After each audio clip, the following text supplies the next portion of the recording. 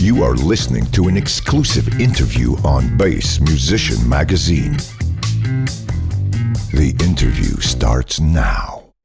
Hey everybody, this is Raul for Bass Musician Magazine, and today we have the great honor and pleasure of chatting with bassist Adam Overacker. Adam is currently on tour with Book of Mormon. He's a real busy guy with a lot of other projects, but right now the tour is kind of the big focus of things. But let's get to know you a little bit better, Adam. Tell us a little bit about your bass journey and music. I've been playing bass since fourth grade. Got my degree in bass in college, though not in performance. I was actually a composition major, and have been a full-time musician for a number of years now. I've done a lot of theater stuff, though this is actually my first tour. I've been the local on thousands of shows, like so many of everybody else out there. A lot of wedding bands and a lot of jazz group stuff and community orchestras and whatever else I can get my hands on. And now I'm out on the road, Davenport, Iowa this week. Wow. With most bassists that are successful, it has to do with the hustle. And so some of the groups that you were playing with, Charlie Jenkins, Dizzy DeSoto, the Utah Swing Orchestra, B-Size Junkies, Electric White Orchestra, Over Under Band. I mean, you know, this is quite a sizable list of groups. It is. I love that you use the word hustle. That's the word that I use too. You know, anybody that makes a living self-employed in anything, whether you are a photographer or you own a flower shop or you're a musician, you know, you're always looking for your next gig. You know, last year I generally play about 300 gigs a year, and that is, you know, up until this year with this group, it was split between 100 different bands. With Charlie is a country entertainer out of Utah that I toured with for several years. And it was great. I mean, he's got a tour bus and I had my own bunk and such. So, you know, it made up a lot of the gigs those years. We'd be out for a week and play 6 or 7, and then I'd come back and play 2 or 3 nights with somebody else and then head back out on the road with him. And if you're a successful musician, you've lived that lifestyle. You've done the hustle. Yeah. Absolutely. And how did Book of Mormon come about? How did you get that gig? So that was actually a recommendation from a musical director that I'd worked with. I didn't even conceive that this sort of job existed until a couple of years ago. When I learned about this type of job and everything that went with it, I decided I wanted this sort of job. The hustle, as we called it gets old. It wears on a person. I mean, 300 plus gigs a year plus 30 students, plus I do arranging work for people and I book groups for people. There are some weeks where you play 1 million gigs, you don't sleep for 3 days, and other weeks where you're trying to get ready for the next week of gigs, so you don't sleep for 3 days. Mm-hmm. And the idea of having a set of music to play, knowing your schedule for a while, and knowing what your paycheck's going to be and where it's going to come from, and plus the level of performance. The people here are really top notch. All of that was very attractive to me. So I decided to really put out into the world that this was something I wanted. And I told everybody that I saw for a couple of years, and I sent out resumes, and I connected with people on Facebook. And when a show came through town, I'd sit in the pit with them and chat up the bass player and get their advice. When this job came open, the contractor asked one of the musical directors that he trusts who they would recommend, and they put my name in there. Then he basically called up and said, if they think you're the guy, then we think you're the guy. So when can you start? It goes to show that no matter where you are, no matter what you're doing, you're always kind of auditioning for the next thing. And having some kind of good behavior is often helpful. And I've spoken to numerous musicians that have said, 100 other guys could play this gig, but people that have worked with me know I'm dependable. They know that, I rain or shine, I deliver what they need. A lot of times it's beyond the musicality. It's the personality traits and just going, we don't want to acquire some pain in the ass person. We want somebody who's going to make this easy enough, because there's so many moving parts as it is. Oh, for sure. Yeah. In fact, I always told my students, if I had a student that was really like, I want to get gigs, how do I do that? I said, well, you got to be able to play. That's about the first third of the equation. The next third is that you've got to be professional, prepared, do your homework, all of that sort of stuff. And then the last third is that you got to be easy to work with and easy to get along with. In the Charlie Band, for instance, for every 90 minutes we were on stage, we were stuck on the tour bus with each other for 22 and a half hours, you know. And a tour bus, as nice as it is, gets really small really fast when there's 9 people on there. If you don't get along with the rest of the people in the band, you are never keeping that gig. Very much the same thing here. I mean, you know, the guys in the band and the people in the cast spend a lot of time, you know, on their own, hiding in their hotel room or whatever. But we do 8 shows a week, plus a rehearsal, plus a sound check, plus travel days together. That's a lot of time spent together. You're not easy to get along with, nobody's going to hire you. With the show itself, Book of Mormon is coming to us from the fine people that gave us South Park. And for so many people that have watched South Park, they'd go, how is it possible? These guys are incredibly creative, and the score actually is really catchy.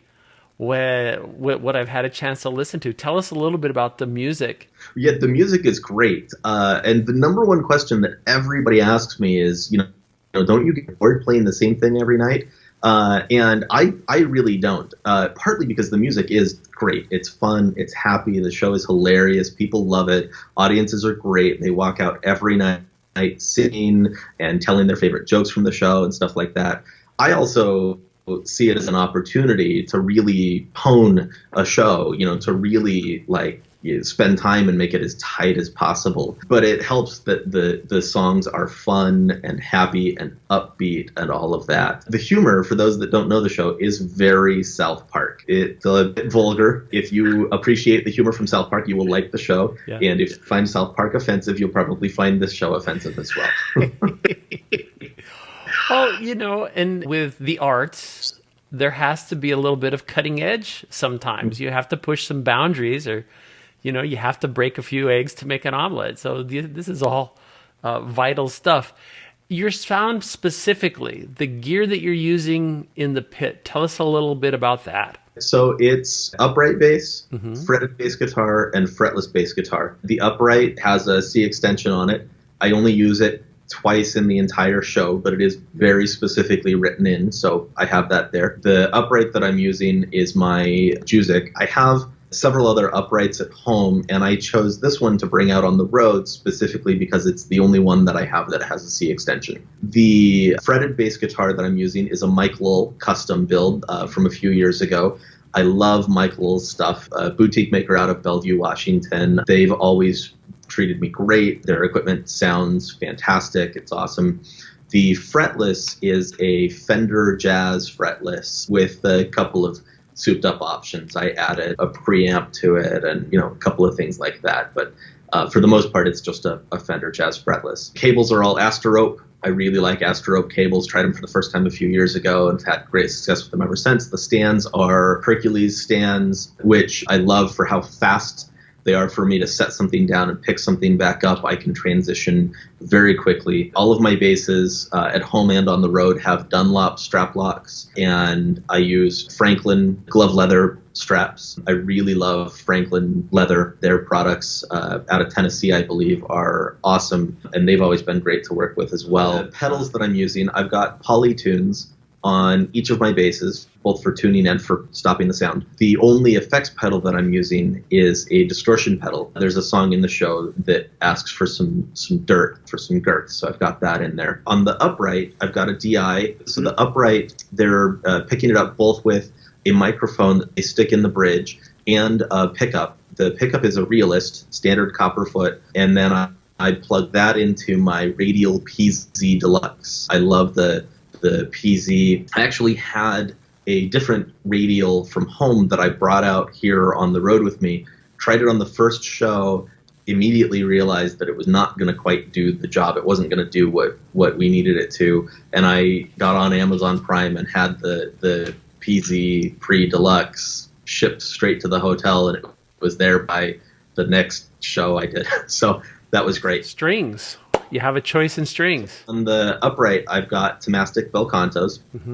It's the first time I've used them. I like them. I chose them because the show does have some arco in it, and I needed something that played nice with the bow. My preferred strings actually have generally been the Tomastic Super Flexibles, but they tend to do a bit better under the fingers, and I wanted something that was nice with the bow. The strings on the fretless, I'm not totally sure. They've got neon green wrapping at the top and bottom. They're flat wounds, okay, but I don't remember exactly what they were. I was going through a phase where I was experimenting with a lot of different strings and switching them out pretty often, and this is what landed on the bass when I got the call. The strings on the fretted right now are from Groovester, which I actually think they don't make them anymore. I think they shut their business down.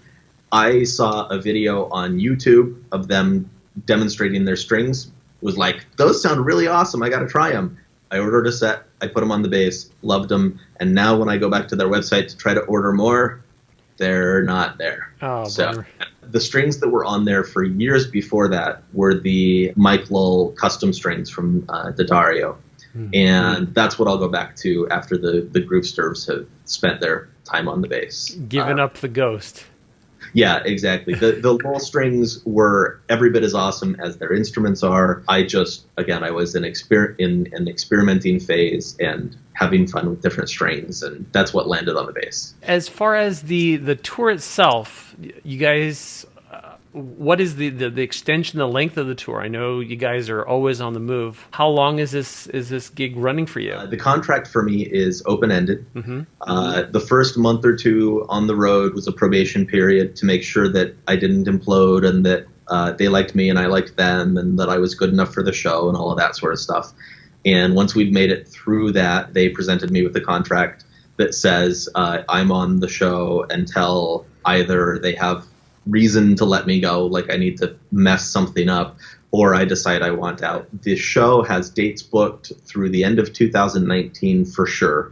Wow. There's rumor that it'll go on for quite a ways beyond that, but it's just a rumor. It'll basically keep circling the United States. The show could run for quite some time based on demand, from what I'm getting. And I know that every time you guys come through Portland, which is the closest big venue for us, it's always full, or it seems like we're out of town. I think the last time it was running when the NAMM show was running, and so we were in Anaheim and missed it. But it has been super popular. People can't get enough of it. I think you have repeat audience and you have new audience that wants to get in and see it. Also, because you have a routine and fixed schedule, are you working on any other projects while you're doing this, or are you entirely focused on the show? For now, everything that I'm working on that is not part of the show has to do with cleaning things back up back home. So this is the first time that I've gone on an extended tour like this, and I basically had 6 weeks from the time that I got the call until the time that I was supposed to meet the show, which was not enough time to sell off equipment or put it into storage or fix things up at home or, I spent a lot of that time canceling gigs for the rest of the year or moving my students on to other teachers and making sure that they were well taken care of. I still have groups that I book that are gigging while I'm not around. I haven't accepted any new contracts since I've been on the road. But I had at least a dozen gigs this summer that were under contract with, signatures and deposits before I left. So I'm trying to manage that from the road. And then there's just a lot of home stuff. Like 3 weeks after I left, my basement back home flooded. Oh. Right?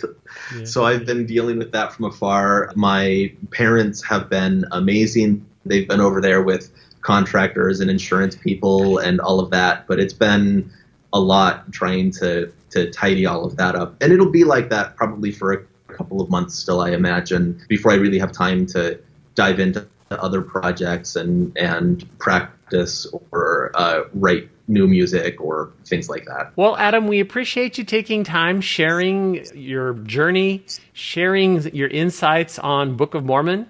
If people want to know more about what you're doing, particularly, AdamOveracker.com.